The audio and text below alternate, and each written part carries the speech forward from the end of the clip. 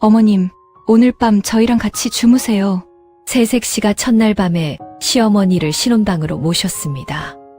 그 한마디에 신랑의 얼굴이 순간 굳어지고 말았습니다. 집안 하인들까지 영문을 몰라 술렁이기 시작했습니다. 세색 씨는 법도도 모르는 철없는 며느리였을까요?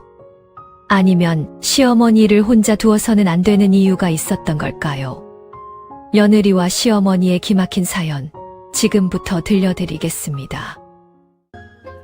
밥마실 야담이 계속될 수 있도록 구독과 좋아요로 응원해주세요. 오늘의 이야기 시작하겠습니다.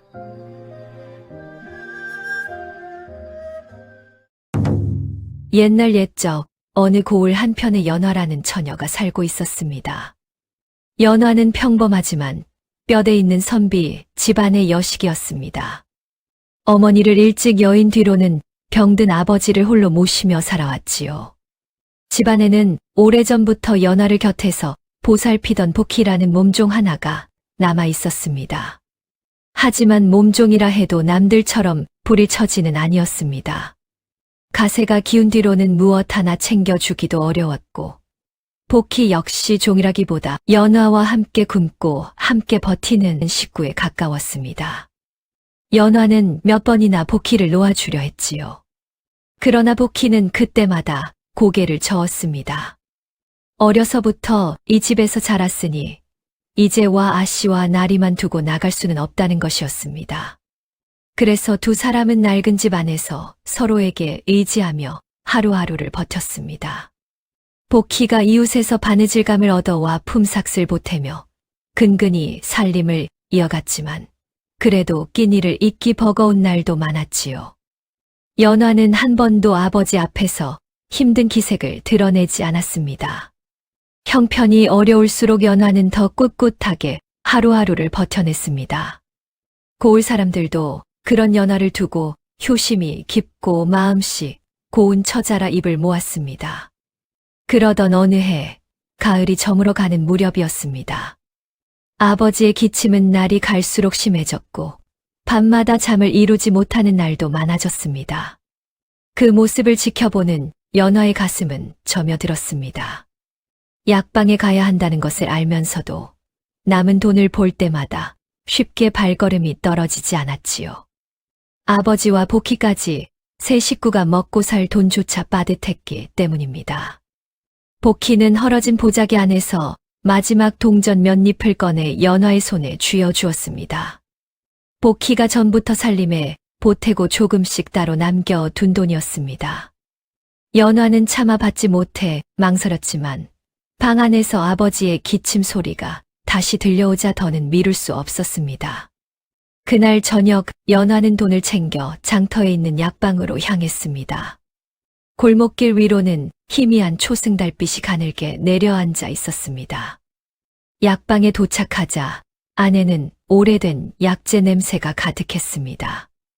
약방 주인은 연화를 알아보고는 아버지의 병세가 어떠신지 조심스레 안부를 물었습니다. 연화는 어두운 낯빛으로 기침이 더 심해지셨다며 약을 지으러 왔다고 말했지요.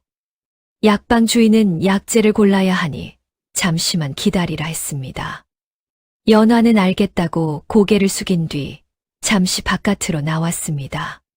차가운 밤 공기 속에서 희미한 달빛을 바라보며 아버지가 이 약을 드시고 조금이라도 편히 숨 쉬시기를 마음속으로 빌었지요. 그런데 바로 그때였습니다.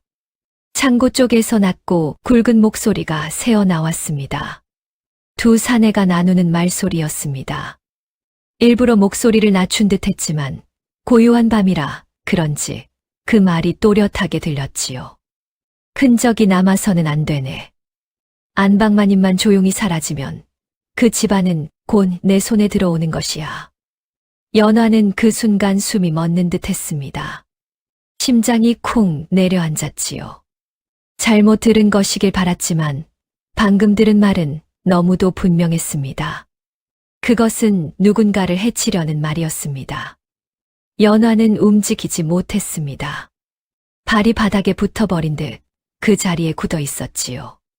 잠시 뒤 또 다른 사내가 낮게 받아쳤습니다. 너무 갑작스러우면 의심을 살 수 있으니 제가 알아서 조치하겠습니다. 연화는 손끝이 가늘게 떨리는 것을 느끼며 혹여 숨소리라도 들킬까 입술을 꼭 다문 채 몸을 움츠렸습니다. 두 사내는 창고 안에서 계속 낮은 말을 주고받았습니다. 하지만 연화의 귀에는 더 이상 말이 온전히 들어오지 않았습니다. 가슴이 너무 빠르게 뛰었고 어둠이 깔린 창고 안쪽은 아무것도 보이지 않았습니다. 그런데 그때 사내 하나가 문 쪽으로 움직이는 기척이 났습니다. 연화는 반사적으로 항아리 뒤쪽으로 몸을 숨겼습니다. 곧 창고 문이 살짝 열리더니 사내의 손이 문틈 사이로 드러났습니다. 달빛이 그 손목 위에 닿는 순간 붉은빛 염주가 연화의 눈에 들어왔습니다. 손목에 감긴 염주는 어둠 속에서도 선명하게 빛나고 있었지요. 사내의 얼굴은 끝내 보지 못했지요. 이윽고 사내들의 발소리가 창고 반대편으로 멀어졌습니다. 그제야 연화는 한참 동안 참았던 숨을 겨우 내쉬었습니다.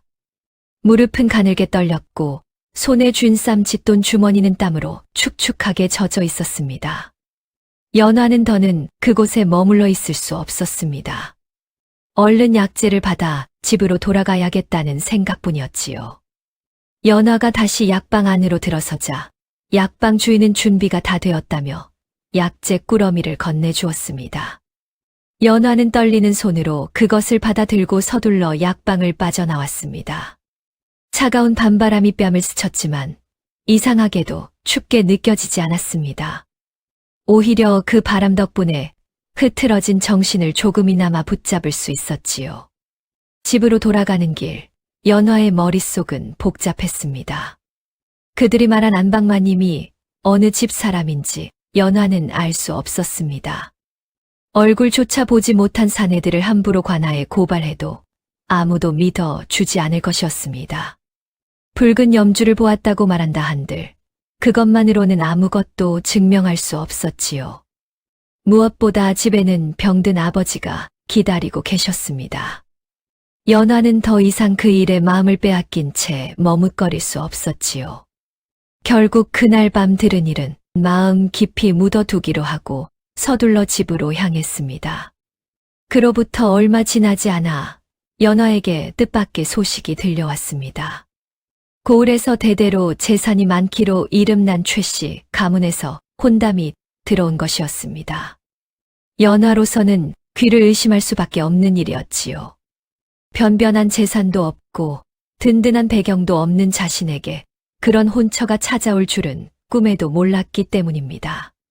최씨 집안은 고을 안에서도 손꼽히는 가문이었습니다. 가장이었던 최대감이 몇 해 전 세상을 떠난 뒤로는 아내인 윤씨 부인과 외아들 도윤이 집안을 지키고 있었지요. 최대감의 빈자리는 컸지만 윤씨 부인은 흔들림 없이 집안을 이끌었습니다. 기품 있고 자애로운 성품 덕에 하인들도 그녀를 따랐습니다. 외아들 도윤 역시 온화하고 효심이 깊어 어머니를 극진히 모시는 사내였지요. 고을 사람들은 최씨 집안을 두고 그저 재물이 많은 집안이 아니라 사람 됨됨이가 더 훌륭한 집안이라며 입을 모았습니다. 그런 최씨 집안에서 이번 혼담을 가장 앞장서서 추진한 사람이 있었습니다. 바로 죽은 최대감의 동생 최진사였습니다. 최진사는 형님이 세상을 떠난 뒤에도 형수와 조카 곁을 한결같이 지켜온 사람이었습니다. 집안의 크고 작은 일에도 제1처럼 나섰지요. 문중 어른들은 그런 최진사를 두고 의리 있고 속 깊은 동생이라며 좋게 보았습니다. 늘 웃는 얼굴에 말투까지 다정했으니 누구에게나 믿음직스러운 사람처럼 보였습니다. 집안에 이토록 큰 힘이 되어 주던 최진사가 직접 추천한 일이니 윤씨 부인도 자연스레 믿음이 갔습니다. 비록 부유하지는 않으나 마음가짐이 바르고 효심이 깊은 처자입니다. 도윤 곁에는 그런 여인이 어울리지요. 집안이 넉넉해야만 좋은 며느리가 되는 것은 아니지 않습니까? 윤씨 부인도 그 말에 고개를 끄덕였습니다. 도윤 역시 숙부의 말을 허투루 듣지 않았습니다. 도윤에게 최진사는 어릴 적부터 좋은 숙부였고 아버지가 세상을 떠난 뒤로는 아버지의 빈자리를 조금이나마 대신해 주는 존재였기 때문입니다. 그렇게 혼담은 순탄하게 흘러가는 듯 했습니다. 그러나 세상일이란 사람의 뜻대로만 흘러가지 않는 법입니다. 혼례 날짜를 잡고 며칠이 지나지 않아 연화의 아버지가 갑작스럽게 세상을 떠나고 말았습니다. 오랫동안 병을 앓아왔다고는 하나 막상 그날이 닥치자 연화의 슬픔은 이루 말할 수 없었습니다. 형편이 어려워 약 한 천 마음껏 지어드리지 못했다는 자책이 가슴을 짓눌렀지요. 결국 혼례는 미뤄질 수밖에 없었습니다. 이 소식을 들은 윤씨 부인은 연화의 처지를 안타깝게 여겼습니다. 서둘러 며느리로 맞아들이기보다 먼저 상을 치르고 마음을 추스를 시간을 주어야겠다고 했지요. 그러고는 연화가 홀로 지내기 어려운 형편임을 헤아려 상을 마친 뒤에는 혼례 전이라도 최씨 집안에 머물며 가풍을 익히도록 배려해 주었습니다. 연화는 예비 시어머니의 따뜻한 배려에 마음 깊이 고마웠습니다. 최진사가 이런 혼처를 이어준 것도, 윤씨 부인이 이토록 자애롭게 맞아준 것도 모두 자신에게는 과분한 일이었습니다. 특히 최진사에 대한 고마움이 컸습니다. 아무런 연줄도 없는 자신을 이 집안과 이어준 사람이 바로 최진사였으니 말이지요. 최진사도 슬픔에 잠긴 연화를 볼 때마다 따뜻한 말을 건넸습니다. 도윤 역시 연화에게 다정하게 대했습니다. 처음 마주했을 때도 집안에 익숙해지려면 시간이 필요할 테니 너무 서두르지 않아도 된다고 말해 주었지요. 말수가 많은 사내는 아니었지만 그 짧은 말 안에는 연화를 배려하는 마음이 담겨 있었습니다. 연화는 그런 도윤을 보며 이 집안에서 새로운 삶을 시작할 수 있을지도 모른다는 작은 희망을 품었습니다. 그렇게 연화는 최진사의 따뜻한 말과 윤씨 부인의 배려, 그리고 도윤의 다정함을 마음에 담으며 최씨 집안으로 들어갈 준비를 했습니다. 연화가 최씨 집안 안채에 첫 발을 들이던 날, 가을바람은 마당에 쌓인 낙엽을 조용히 쓸고 있었습니다. 상복을 벗은 지 얼마 되지 않은 터라 연화의 얼굴에는 아직 슬픔의 기색이 남아 있었습니다. 그러나 연화는 흐트러진 마음을 애써 다잡고 문중 어른들께 예를 갖추었습니다. 허리를 곧게 숙이고 조심스레 인사를 올리는 모습에 문중 어른들은 서로 눈빛을 주고받으며 조용히 고개를 끄덕였습니다. 가난한 집 여식이라 걱정했던 마음도 있었지만 막상 연화의 단정한 태도와 차분한 말씨를 보니 흡족한 기색이 얼굴에 드러났지요. 연화는 어린 시절부터 같이 지내온 몸종 복희와 함께 들어왔습니다. 복희는 키가 작고 눈이 동그란 하인이었습니다. 처음 보면 조금 덜렁대는 듯 했지만 그것은 겉모습일 뿐이었지요. 실제로는 예의가 바르고 눈치가 빨랐습니다. 어느 자리에서든 금세 사람들과 어울릴 줄 아는 살가운 성격이었습니다. 복희는 최씨 집안 하인들 가운데 나이가 어린 편이었습니다. 처음에는 낯선 집안 분위기에 조심스러워했지만 나이 많은 하인들에게 먼저 다가가 예의 바르게 말을 건넸습니다. 힘든 일이 보이면 그냥 지나치지 않고 먼저 손을 보태기도 했지요. 그런 모습에 다른 하인들도 복희를 좋게 보았습니다. 얼마 지나지 않아 복희는 안채 사람들과 자연스럽게 말을 트기 시작했습니다. 덕분에 연화도 낯선 집안 분위기에 조금씩 익숙해질 수 있었지요. 안채에서 조심해야 할 일이나 윤씨 부인의 기호와 습관 같은 것들도 복희를 통해 자연스럽게 연화에게 전해졌습니다. 윤씨 부인은 연화를 따뜻하게 대해 주었습니다. 아침 문안을 드리러 가면 다정한 말로 맞아주었고 집안일을 익히는 연화가 조금 서툴러도 나무라는 법이 없었습니다. 어머니를 잃은 지 오래된 연화에게 윤씨 부인의 태도는 마른 땅에 스며드는 빗물 같았습니다. 연화는 그 따뜻함 속에서 조금씩 마음의 문을 열어갔지요. 도윤도 연화를 편하게 대해 주려 애썼습니다. 자주 마주치는 사이는 아니었지만 연화가 낯선 집안에서 어색해하지 않도록 말없이 배려해 주었지요. 그 조용한 태도 덕분에 연화는 조금씩 마음을 놓을 수 있었습니다. 그리고 최진사도 자주 형님네 집을 드나들며 연화를 살뜰히 챙겨 주었습니다. 어느 날 오후 최진사가 안채를 찾아왔습니다. 그의 손에는 곱게 포장된 차 꾸러미가 들려 있었지요. 윤 씨 부인이 차를 즐긴다는 것을 알고 일부러 구해온 것이었지요. 윤 씨 부인은 최진사를 반갑게 맞아들인 뒤 연화에게 차를 준비해오라 일렀습니다. 연화는 부엌으로 가 차를 올릴 준비를 했습니다. 물을 데우고 찻잔을 준비한 뒤 소반까지 정갈하게 챙겼지요. 준비가 끝나자 연화는 찻잔을 소반에 반듯하게 받쳐들고 안방으로 향했습니다. 방 안에서는 최진사가 윤 씨 부인과 마주 앉아 다정히 이야기를 나누고 있었습니다. 창문 사이로 들어온 오후 햇살이 방 안을 따뜻하게 비추고 있어 분위기는 더없이 평온해 보였지요. 연화가 조심스럽게 찻잔을 최진사 앞에 내밀었습니다. 그때 최진사가 다정한 얼굴로 윤 씨 부인을 향해 말했습니다. 형수님 며느리를 들이시더니 얼굴빛이 한결 밝아지셨습니다. 보기 좋습니다. 윤 씨 부인은 흐뭇하게 웃으며 찻잔을 들었습니다. 연화도 고개를 살짝 숙여 감사의 뜻을 전하려던 참이었습니다. 그 순간 최진사가 찻잔을 받으려고 손을 내밀었습니다. 솜의 끝이 살짝 거치는가 싶더니 손목에 감긴 무언가가 연화의 눈에 들어왔습니다. 연화의 시선이 그대로 굳어졌습니다. 붉은빛 염주였습니다. 손목에 감긴 붉은 염주가 오후 햇살 아래 또렷하게 드러나 있었습니다. 연화의 손끝이 그 자리에서 굳어버렸습니다. 심장이 단번에 쿵 내려앉는 듯 했지요. 예전 약방 창고 앞에서 보았던 그 염주였습니다. 문틈으로 새어들던 달빛 아래 어둠 속 사내의 손목에서 선명하게 빛나던 바로 그 붉은 염주였던 것입니다. 그날 밤 사내의 얼굴은 보지 못했습니다.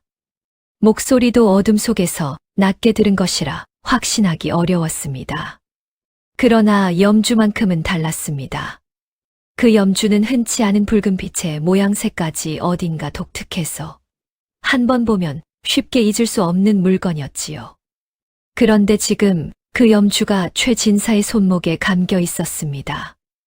연화는 가까스로 찻잔을 떨어뜨리지 않았습니다. 아무렇지 않은 얼굴을 유지하는 것이 그토록 힘든 일인 줄 처음 알았습니다. 최진사는 여전히 다정한 얼굴로 윤 씨 부인과 이야기를 나누고 있었고 방 안의 분위기는 조용하고 평화로웠습니다. 그러나 연화의 눈에는 그 풍경이 더 이상 예전처럼 보이지 않았습니다. 최진사의 웃는 입가도 따뜻하게 건네는 말 한마디도 형수를 바라보는 눈빛도 모두 다르게 느껴졌습니다. 연화는 조용히 방에서 물러났습니다. 안채마루에 서자 찬바람이 뺨을 스쳤습니다.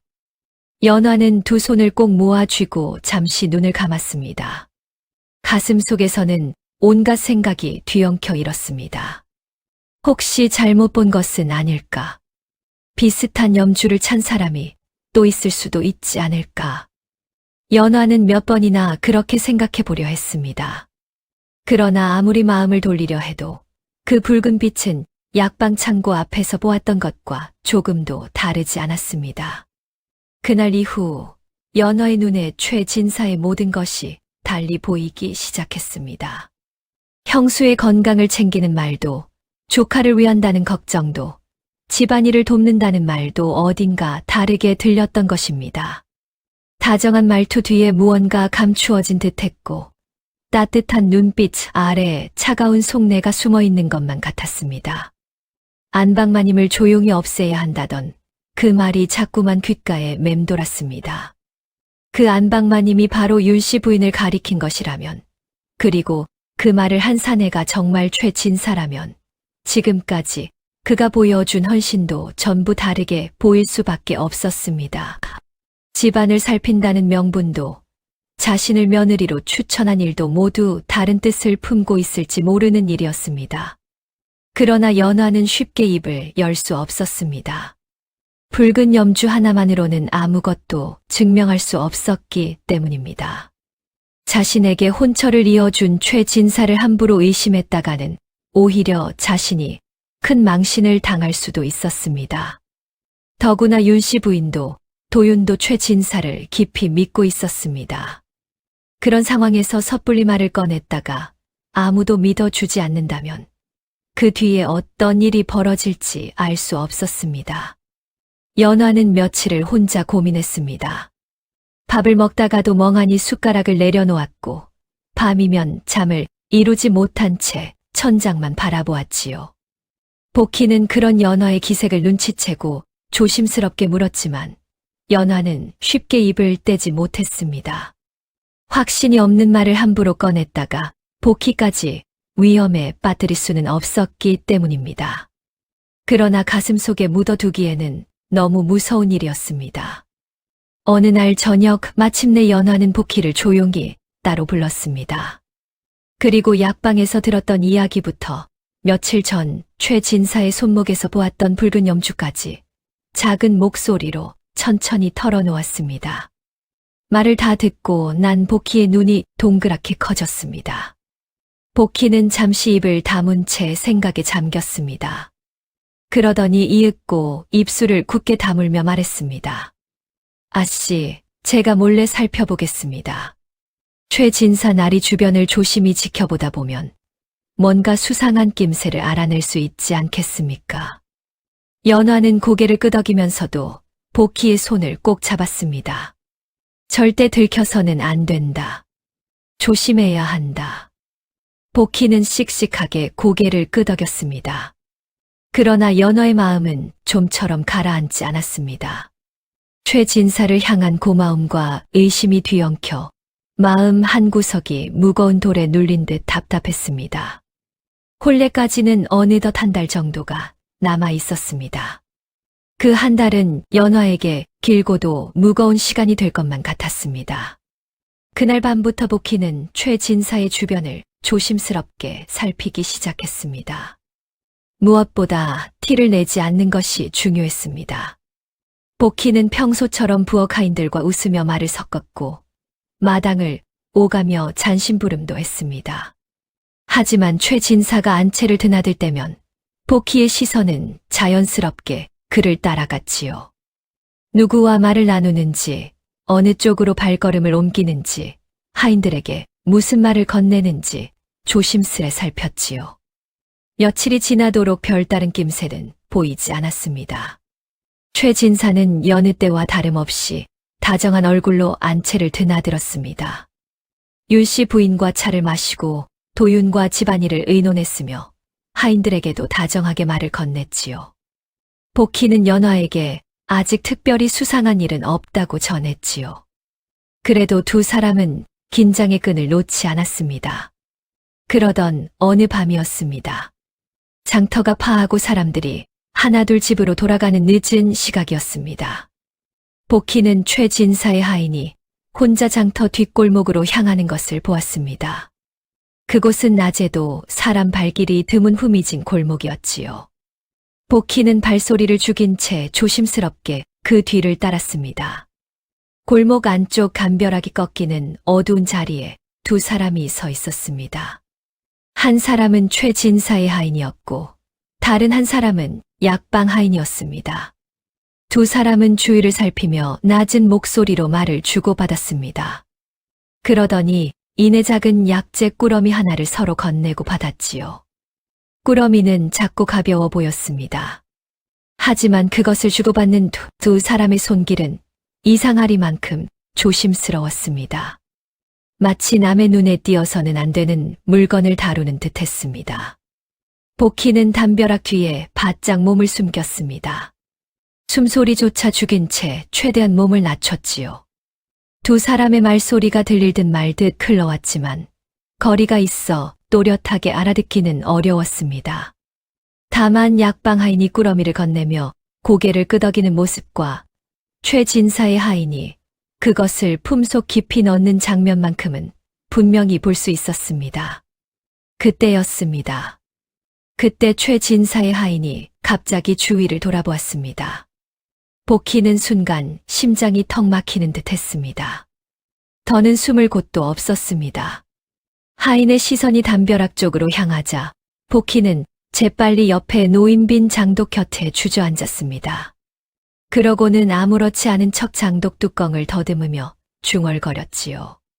아이고, 뚜껑이 어디 갔누? 분명 여기 두었는데. 하인은 눈살을 찌푸리며 복희를 바라보았습니다. 복희는 그 시선을 느끼면서도 장독 주변을 두리번거리며 능청스럽게 뚜껑을 찾는 신용을 이어갔습니다. 하인은 잠시 복희를 노려보다가 혀를 한 번 차고는 골목 안쪽으로 발걸음을 옮겼습니다. 두 사람의 발소리가 완전히 멀어지고 나서야 복희는 참았던 숨을 길게 내쉬었습니다. 다리가 후들거렸지만 그곳에 오래 머물 수는 없었습니다. 복희는 겨우 몸을 일으켜 서둘러 안채로 돌아왔습니다. 연화는 복희의 얼굴빛을 보자마자 무슨 일이 있었음을 알아차렸습니다. 곧장 복희를 방 안으로 들였지요. 복희는 자신이 본 일을 빠짐없이 전했습니다. 연화는 말없이 듣고 있다가 천천히 눈을 감았습니다. 짐작이 조금씩 맞아 가고 있었습니다. 최 진사의 하인과 약방 하인이 한밤중에 후미진 골목에서 약재 꾸러미를 주고받는 일은 결코 우연한 일이 아니었습니다. 그로부터 며칠 뒤였습니다. 혼례 날짜가 한 달도 채 남지 않았을 무렵 최 진사가 다시 안채를 찾아왔습니다. 그는 윤 씨 부인을 걱정스러운 얼굴로 바라보며 말했습니다. 형수님, 조카의 혼례를 앞두고 무엇보다 건강을 잘 챙기셔야 합니다. 그러고는 값비싼 약재 꾸러미를 내놓았습니다. 좋은 것만 골라 특별히 구해온 것이라며 연화에게 정성껏 다려 드리라고 당부했지요. 윤 씨 부인은 고맙다며 반겼고 연화도 공손히 두 손으로 꾸러미를 받아들었습니다. 그러나 연화의 손끝은 굳어 있었습니다. 복희가 보았던 장면이 머릿속에서 지워지지 않았기 때문입니다. 최 진사의 하인이 약방 하인에게서 받아간 꾸러미가 무엇인지는 아직 알 수 없었습니다. 하지만 한 가지는 분명했습니다. 최 진사가 보낸 약재를 그대로 윤 씨 부인께 올릴 수는 없었습니다. 그날 밤 연화는 복희를 조용히 불렀습니다. 최 진사 나리가 보낸 약재는 따로 챙겨 두어라. 아무도 모르게 보관해야겠다. 복희는 곧 고개를 끄덕였습니다. 그럼 마님께는 어떤 약을 올리옵니까? 내 돈으로 따로 약재를 구하겠다. 진짜 보약재를 구해 다려 올려야겠지. 연화는 자신이 모아두었던 쌈짓돈을 털었습니다. 넉넉한 돈은 아니었지만 윤 씨 부인의 몸을 보할 약재를 구하기에는 모자라지 않았습니다. 연화는 직접 약재를 구해 와 탕약을 다렸지요. 다른 하인에게 맡기지 않고 손수 불을 지피며 약이 알맞게 우러나도록 정성을 다했습니다. 그렇게 며칠이 지나자 윤 씨 부인의 혈색은 전보다 한결 좋아졌습니다. 걸음걸이도 한결 가벼워졌고 아침 문안을 드리러 갈 때마다 얼굴빛도 전보다 밝아 보였습니다. 윤 씨 부인은 연화가 다려주는 약이 몸에 잘 맞는 것 같다며 기뻐했지요.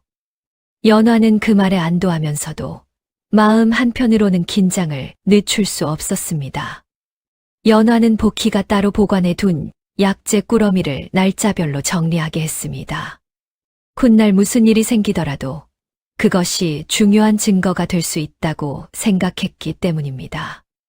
그렇게 달이 차고 기울며 혼례 날은 조금씩 가까워졌습니다. 그러나 연화에게 그날은 기쁨보다 두려움이 앞서는 날이었습니다. 최 진사의 속셈이 무엇인지, 그 일이 언제 어떤 방식으로 드러날지 알 수 없었기 때문입니다. 연화는 매일 밤 잠자리에 들면서도 쉽게 마음을 놓지 못했습니다.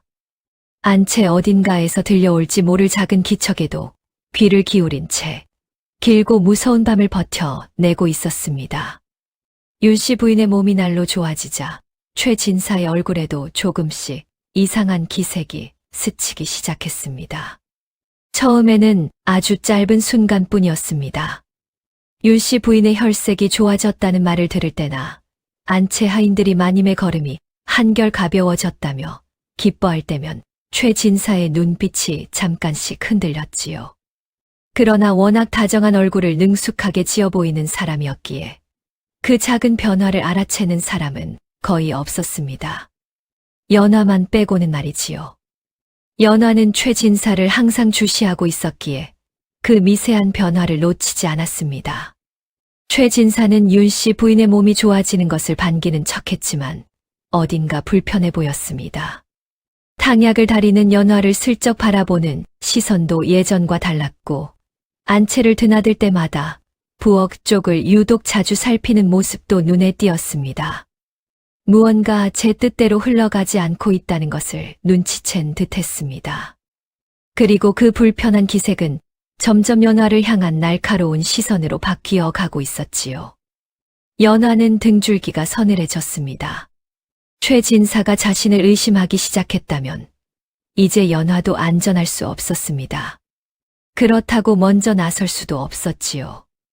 아직 확실한 증거가 없었고 섣불리 움직였다가는 오히려 자신이 궁지에 몰릴 수도 있었습니다. 연화는 불안한 마음을 애써 누른 채 평소와 다름없이 탕약을 다리고 윤 씨 부인 곁을 지켰습니다.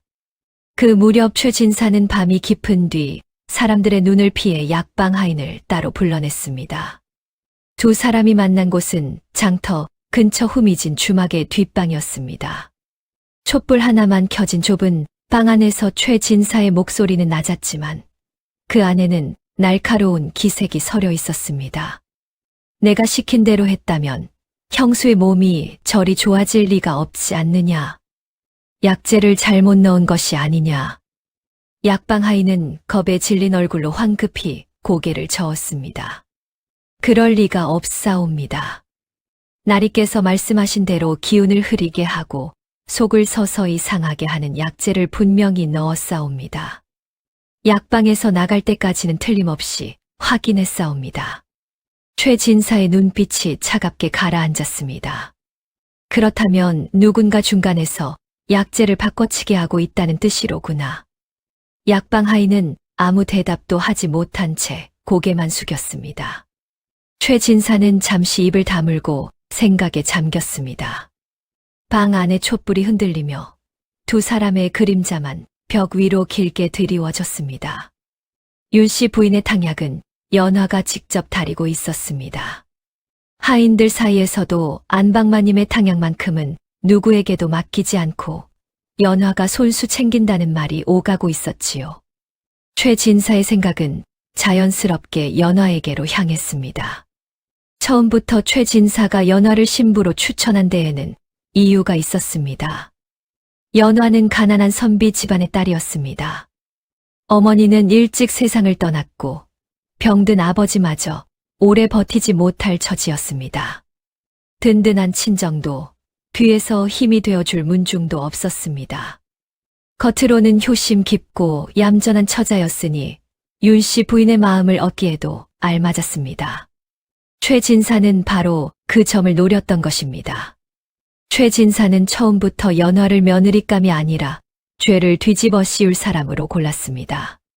자신이 윤 씨 부인을 서서히 해치고 난 뒤 그 의심을 새로 들어온 며느리인 연화에게 돌릴 생각이었던 것입니다.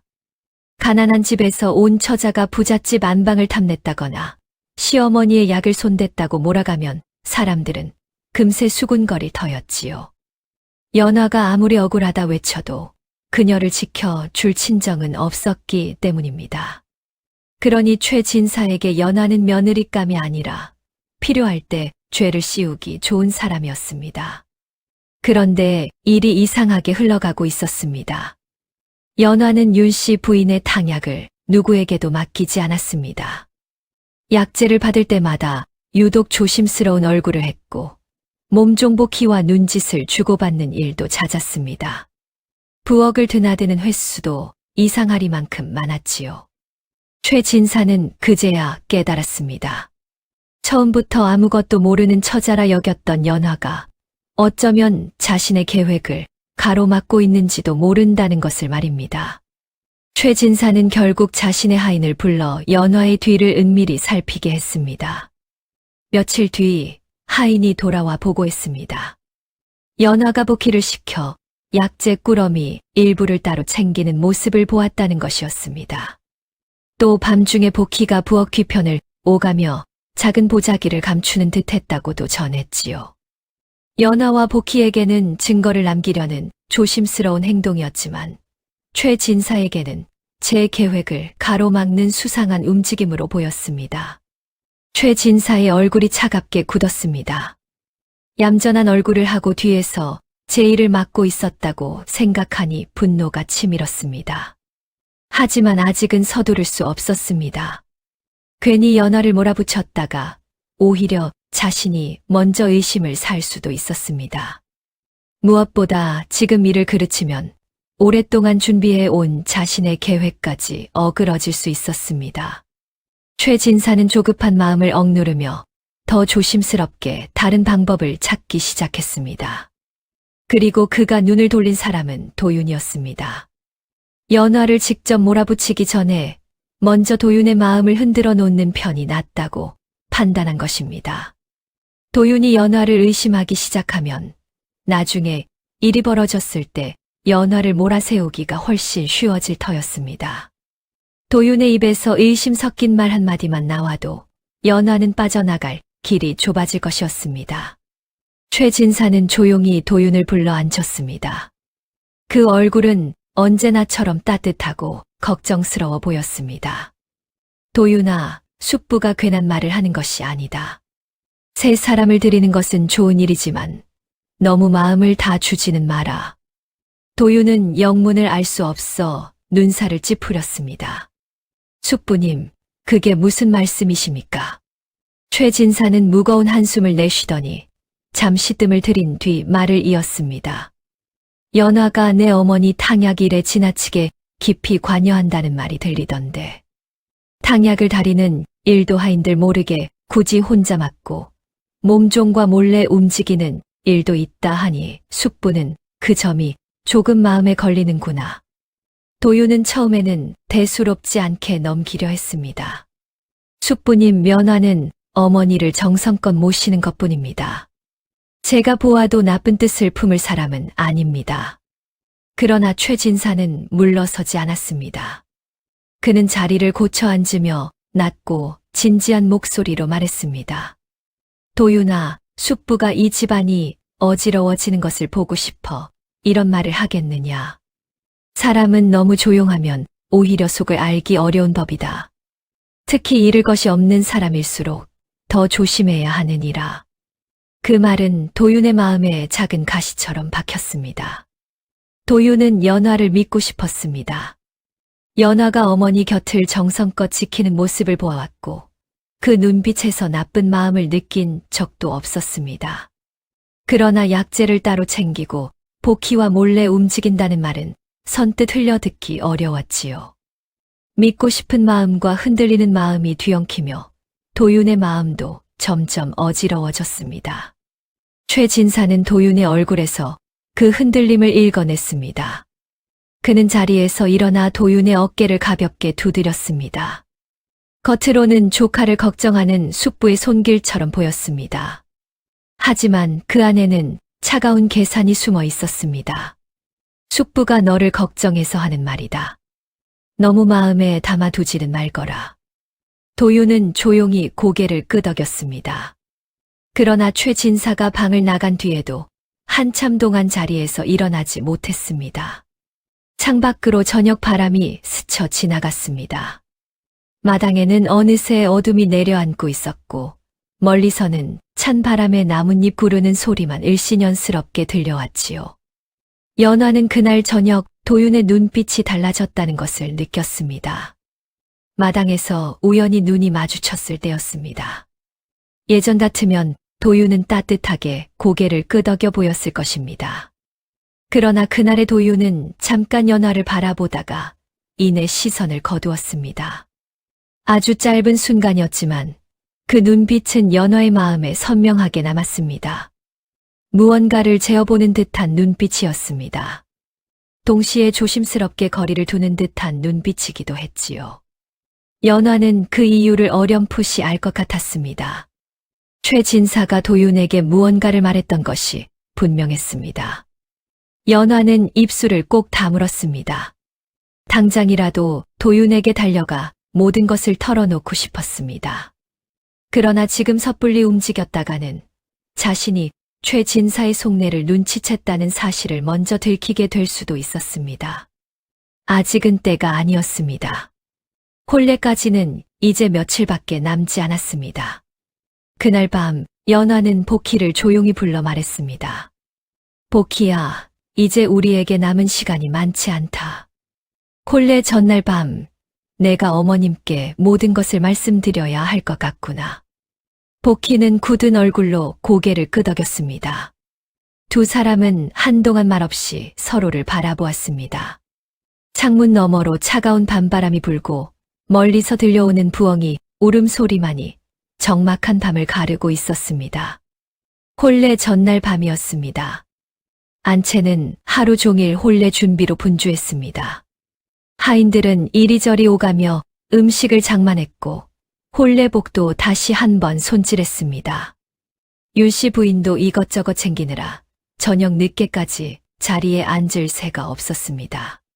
하지만 그 분주함 속에서도 연화의 마음은 무겁기만 했습니다. 연화는 모든 하인이 물러나고 안채가 조용해지기를 기다렸습니다. 밤이 깊어 주변이 고요해지자 조심스럽게 윤씨 부인의 방문을 두드렸지요. 윤씨 부인은 아직 잠자리에 들지 않고 있었습니다. 연화가 방 안으로 들어서자 윤씨 부인은 그녀의 굳은 얼굴을 살피며 물었습니다. 이 밤에 무슨 일이냐? 연화는 조용히 방문을 닫았습니다. 그리고 윤씨 부인 앞에 무릎을 꿇고 앉아 천천히 입을 열었습니다. 연화는 작년 이맘때 있었던 일부터 지금까지의 일을 하나하나 빠짐없이 말씀드렸습니다.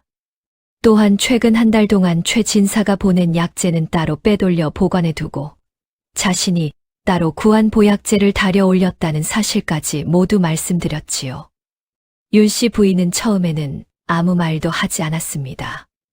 연화의 말을 듣는 동안 얼굴빛만 조금씩 굳어갔습니다. 최 진사는 오랫동안 믿어온 시동생이었습니다. 남편이 세상을 떠난 뒤 홀로 집안을 지켜온 긴 세월 동안 곁에서 한결같이 힘이 되어준 사람이기도 했지요. 그런 사람이 자신을 해치려 했다는 말을 단번에 받아들이기는 쉽지 않았습니다. 방 안에는 한동안 무거운 침묵이 흘렀습니다. 그때 연화가 조심스럽게 복희를 불렀습니다. 복희는 품속에서 날짜별로 정리해 둔 약재 봉지들을 하나씩 꺼내 놓았습니다. 모두 최 진사가 보낸 약재를 따로 보관해 둔 것들이었습니다. 그 안에 섞여 있던 수상한 약초, 찌꺼기도 함께 내놓았지요. 약재 봉지들이 방바닥에 가지런히 놓이자 윤씨 부인의 얼굴이 완전히 굳었습니다. 윤씨 부인은 손을 뻗어 약재 봉지 하나를 집어들었습니다. 냄새를 맡던 그녀의 눈썹이 가늘게 떨렸습니다. 보약재라 하여 보내온 것인데 그 안에서 나는 냄새는 몸을 보호하는 약재의 것이 아니었습니다. 긴 침묵 끝에 윤씨 부인이 천천히 입을 열었습니다. 내가 이것을 한 달 동안 혼자 감당하였구나. 연화는 고개를 숙였습니다. 진작 말씀드렸어야 했지만 확신이 없어 망설였습니다. 어머님께 이런 말씀을 드리는 것이 너무 두렵기도 했습니다. 윤씨 부인은 아무 말 없이 연화의 손을 꼭 잡았습니다. 그 손에 온기가 많은 것을 전해주고 있었습니다. 잠시 뒤 윤씨 부인은 눈빛을 가다듬고 연화에게 물었습니다. 내일이 혼례날이다. 그자가 어떻게 움직일 것 같으냐? 연화는 잠시 생각하다가 대답했습니다. 일단은 최대한 조심하셔야 할 것 같습니다. 특히 숙부님께서 권하는 음식이나 차는 더더욱 조심하셔야 하옵니다. 윤씨 부인은 조용히 고개를 끄덕였습니다. 그날 밤 두 사람은 작은 목소리로 오랫동안 이야기를 나누었습니다. 창밖에는 혼례 전날 밤답지 않게 차가운 바람이 불었고 달빛은 구름 뒤에 숨어 빛을 감추고 있었습니다. 이튿날 드디어 혼례가 치러졌습니다. 마당에는 혼례를 알리는 꽃과 음식이 정갈하게 차려졌습니다. 하인들은 손님을 맞이하느라 분주히 오갔고 문중 어른들도 하나둘 자리를 잡으며 혼례가 시작되기를 기다렸지요. 겉으로 보기에는 더없이 경사스러운 날이었습니다. 연화도 곱게 단장한 채 혼례복을 입고 자리에 섰습니다. 그러나 화사한 옷차림과 달리 마음은 조금도 편하지 않았습니다.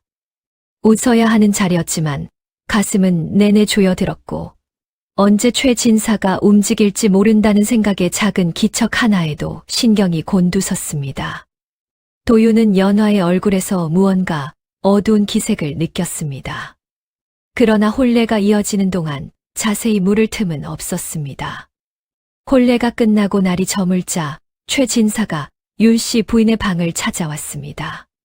최진사는 미리 하인들에게 차상을 준비시켜 두었습니다. 그러고는 자신이 직접 들고 윤씨 부인의 방으로 향했지요. 그리고 늘 그렇듯 다정한 얼굴로 말했습니다. 형수님 조카가 혼례를 올렸으니 이 얼마나 기쁜 날입니까? 형수님께서 좋아하시는 차를 가져왔습니다. 오늘 같은 날은 좋은 차 한 잔으로 마음을 달래셔야지요. 윤씨 부인은 피곤한 기색을 내보이면서도 차향이 좋다며 최진사의 정성에 고마움을 표했습니다. 그러나 오래 붙잡지는 않았습니다. 혼례를 치르느라 몹시 피곤하니 차를 마시고 일찍 쉬겠다며 최진사를 먼저 내보냈지요. 최진사는 형수가 차를 마시는 모습을 직접 보지 못해 마음 한구석이 찜찜했습니다. 하지만 더 머물 명분이 없어 결국 방을 나왔습니다. 그러나 최진사는 마음이 놓이지 않아 형수의 방 앞을 쉽게 떠나지 못했습니다. 문 밖에 멈춰 서서 방 안의 촛불 그림자를 가만히 지켜보았습니다. 얼마 지나지 않아 윤씨 부인의 그림자가 찻잔을 들어 입가에 가져가는 모습이 문종이 위에 어른거렸습니다. 그 순간 최진사의 입가에 희미한 웃음이 스쳤습니다. 계획이 성공했다고 믿었던 것입니다. 잠시 뒤 방 안에 불이 꺼졌고 윤씨 부인의 방은 잠자리에 든 듯 고요해졌습니다. 하지만 윤씨 부인은 차를 마시지 않았습니다. 전날 밤 연화와 나눈 이야기가 있었기에 윤씨 부인은 최진사가 건네는 것은 무엇이든 입에 대지 않기로 마음을 굳혀두었습니다. 찻잔을 들어 올린 것은 문 밖에서 그림자를 살피고 있을 최진사를 안심시키기 위한 행동이었습니다. 윤씨 부인은 어둠 속에 조용히 앉아 연화의 신호를 기다렸습니다. 한편 연화는 신혼방에서 복희에게 조용히 일렀습니다. 최진사 나리가 방 앞을 완전히 떠나시거든 어머님을 이리로 모셔오너라. 아무도 눈치채지 못하게 해야 한다. 복희는 고개를 끄덕이고 조용히 사라졌습니다. 밤이 깊어가고 신혼방 안에는 어색한 침묵이 내려앉았습니다. 도유는 연화의 얼굴을 바라보았습니다. 혼례를 마친 새색시라기에는 얼굴빛이 너무 굳어 있었습니다. 연화는 자꾸만 문 밖 기척에 귀를 기울이고 있었지요. 도유는 조심스럽게 물었습니다. 무슨 일이 있는 것이오? 연화는 잠시 입술을 달싹였습니다. 그러나 끝내 자세한 말은 꺼내지 못했습니다. 서방님, 오늘 밤만은 저를 믿어 주십시오. 조금 뒤 무슨 일이 있어도 놀라거나 큰 소리를 내지 말아 주십시오. 도유는 그 말에 더욱 혼란스러워졌습니다. 최진사가 했던 말이 문득 마음속을 파고들었습니다. 연화가 뭔가를 꾸미고 있다는 말이 떠올랐습니다. 그런데 이제는 첫날 밤에 알 수 없는 부탁까지 하고 있었습니다. 바로 그때 문 밖에서 아주 작은 인기척이 들렸습니다. 연화가 벌떡 일어나 문을 열었습니다. 그곳에는 복희가 윤씨 부인을 부축한 채 서 있었습니다. 도유는 자리에서 벌떡 일어났습니다. 첫날 밤 신혼방 문 앞에 어머니가 서 있을 줄은 꿈에도 몰랐던 것입니다. 윤 씨 부인은 얼굴빛이 창백했지만 눈빛만은 또렷했습니다. 연화는 곧장 이부자리를 한쪽으로 물리고 윤 씨 부인을 방 안으로 모셨습니다. 도윤의 목소리가 조금 높아졌습니다. 대체 이게 무슨 일이오? 어머니께서 왜 이 밤중에 신혼방에 들어오신단 말이오? 연화는 도윤의 눈빛이 흔들리는 것을 보았습니다. 그 안에 의심이 살아있다는 것도 느꼈습니다. 그러나 지금 모든 것을 말할 수는 없었습니다. 최 진사가 아직 움직이고 있었고 섣불리 입을 열면 윤 씨 부인이 더 위험해질 수도 있었습니다. 연화는 도윤 앞에 조용히 무릎을 꿇었습니다. 지금은 다 말씀드릴 수 없사옵니다. 다만 저는 어머님을 해치려는 뜻이 조금도 없사옵니다. 오늘 밤만은 어머님께서 이 방에 계셔야 하옵니다. 날이 밝으면 제가 알고 있는 모든 것을 말씀드리겠습니다. 도윤은 답답한 마음을 감추지 못했습니다. 이유를 말해야 믿을 수 있는데 어머니를 이 밤중에 신혼방으로 모셔놓고도 지금은 말할 수 없다는 것이 도무지 납득되지 않았습니다. 그때 윤 씨 부인이 조용히 도윤의 손을 잡았습니다. 도윤아, 언성을 높이지 말고 오늘 밤만은 연화의 뜻을 따르거라. 아직 다 말할 수는 없지만 연화가 나를 해하려는 것이 아니라는 것만은 안다. 도윤은 어머니의 말에 더욱 혼란스러워졌습니다. 어머니까지 연화를 감싸고 있었습니다. 그렇다면 정말 자신이 모르는 큰일이 벌어지고 있는지도 몰랐습니다. 도윤은 한동안 아무 말도 하지 못하다가 깊은 숨을 내쉬었습니다. 날이 밝으면 반드시 모든 것을 말해야 하오. 연화는 고개를 깊이 숙였습니다. 그리하겠사옵니다. 그렇게 세 사람은 한 방에서 뜬 눈으로 밤을 지새웠습니다. 윤 씨 부인은 방 안쪽에 몸을 기대고 조용히 앉아 있었습니다. 복희는 문 밖에 쪼그려 앉아 작은 기척 하나 놓치지 않으려 귀를 세웠습니다. 도윤은 연화를 바라보며 수없이 마음이 흔들렸습니다. 믿고 싶었지만 이해할 수 없는 일이 너무 많았습니다. 연화는 그런 도윤의 흔들림을 알면서도 끝내 최 진사의 이름을 먼저 꺼내지 못했습니다. 차가운 밤바람이 창호지를 흔들었습니다. 멀리서 달구는 소리가 들려올 때까지 신혼방의 밤은 길고도 무겁게 흘러갔습니다. 동이 트자마자 최 진사가 움직이기 시작했습니다. 이른 아침 안개가 채 걷히기도 전에 최 진사는 문중 어른들과 포졸들을 대동하고 최 씨 집안 대문을 들어섰습니다. 그의 얼굴에는 비통한 기색이 가득했고 눈가에는 일부러 만든 듯한 눈물 자국까지 남아 있었습니다. 그는 마당에 들어서자마자 거짓 통곡을 터뜨렸습니다. 형수님이 변을 당하셨소이다.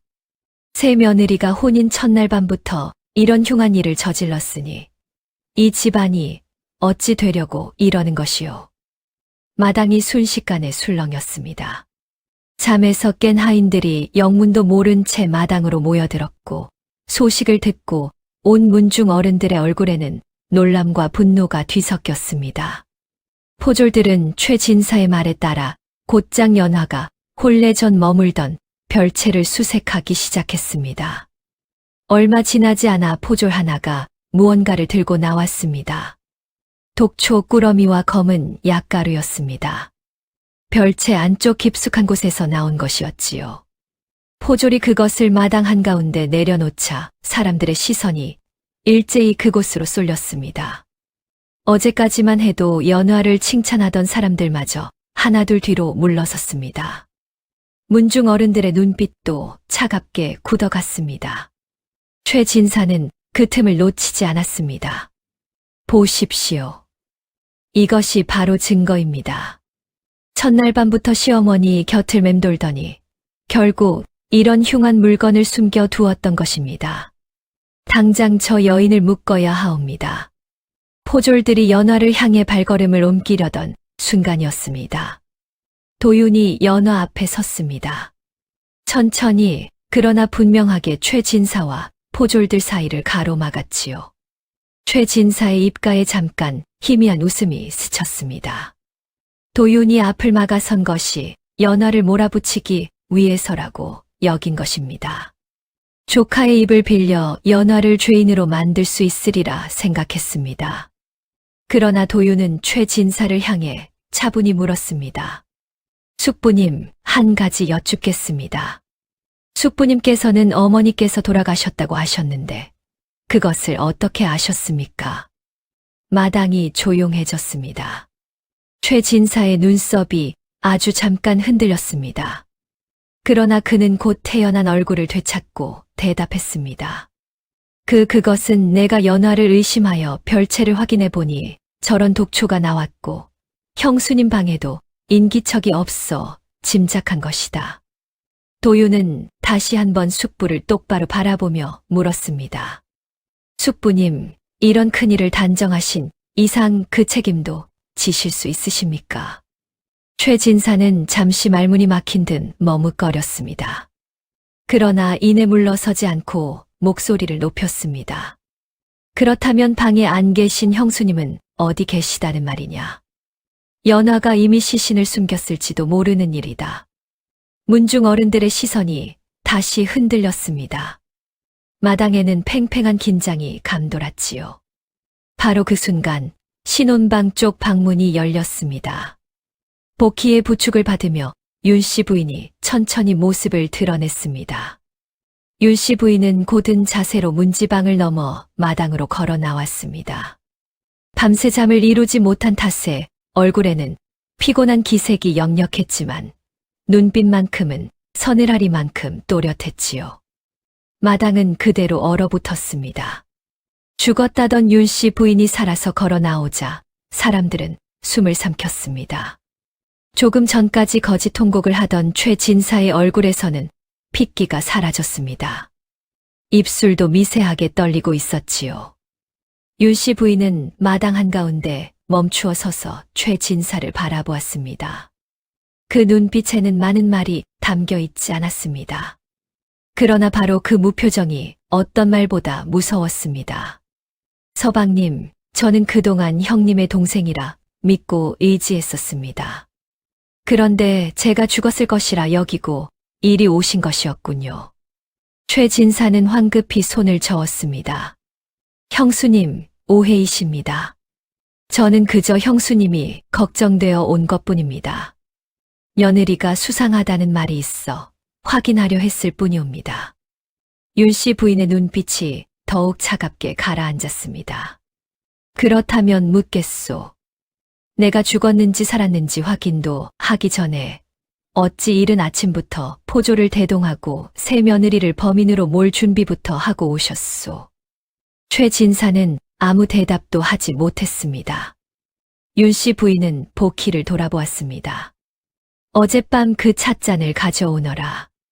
복희는 곧장 방으로 가 어젯밤 최진사가 가져온 차를 찻잔째 조심스럽게 가져왔습니다. 윤씨 부인은 그 찻잔을 들어 최진사 앞에 내밀었습니다. 이 차에 아무 문제가 없다면 직접 마셔보시지요.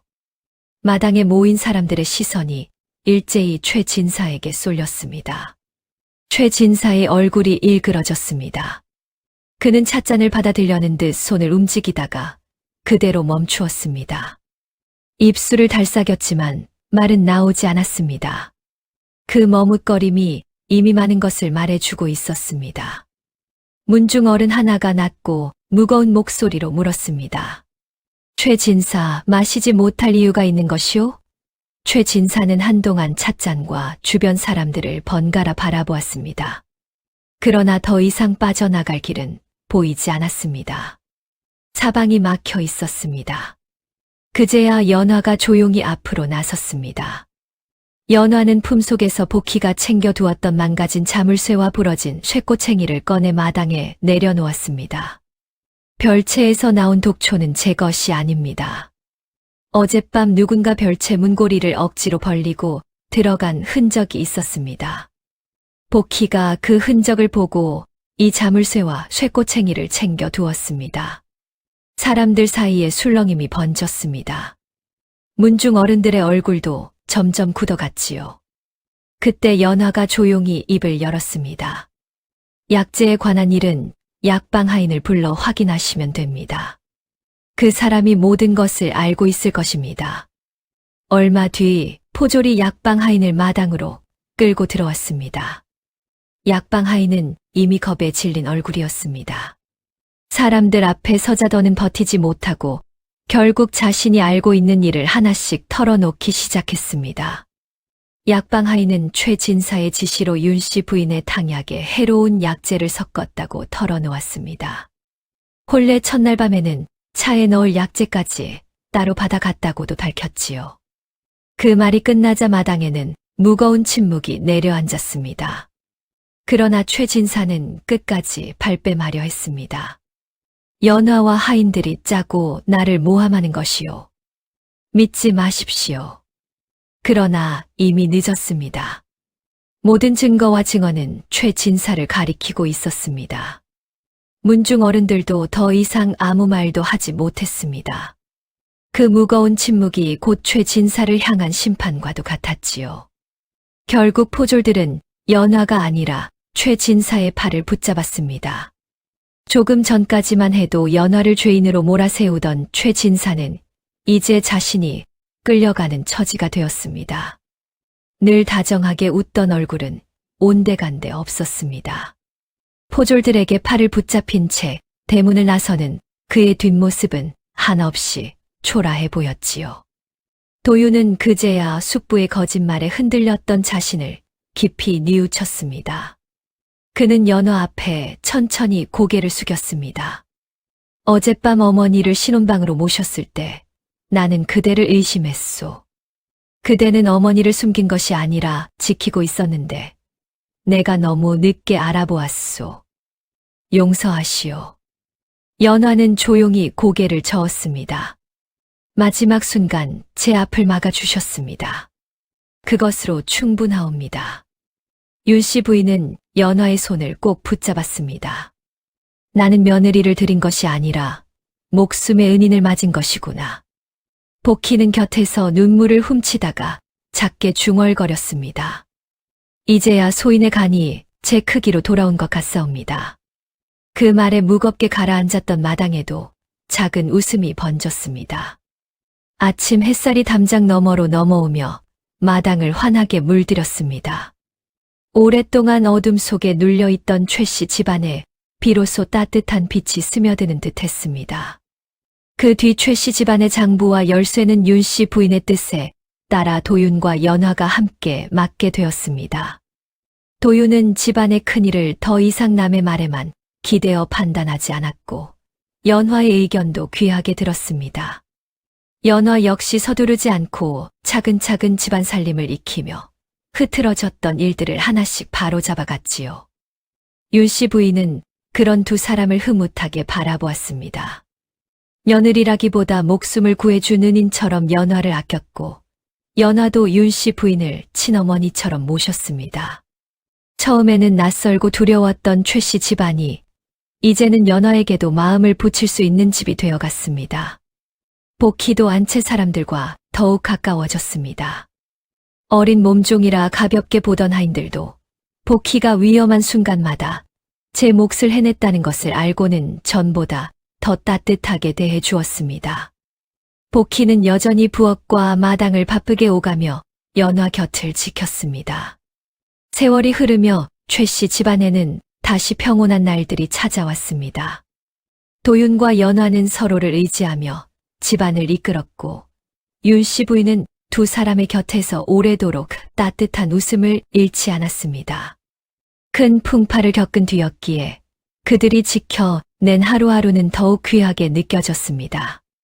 가족을 모두 잃고 세상에 혼자 남겨진 듯했던 연화에게도 마침내 따뜻한 날들이 찾아왔습니다. 연화는 더 이상 외롭지 않았습니다. 그렇게 연화는 최 씨 집안의 한 사람으로 자리 잡아 오래도록 평안하고 행복하게 살아갔습니다. 지금까지 시청해 주셔서 감사합니다. 다음 영상을 빠르게 만나보시려면 구독과 좋아요 눌러주세요. 그럼 더 재미있는 이야기로 찾아뵙겠습니다. 모두 행복한 하루 보내세요.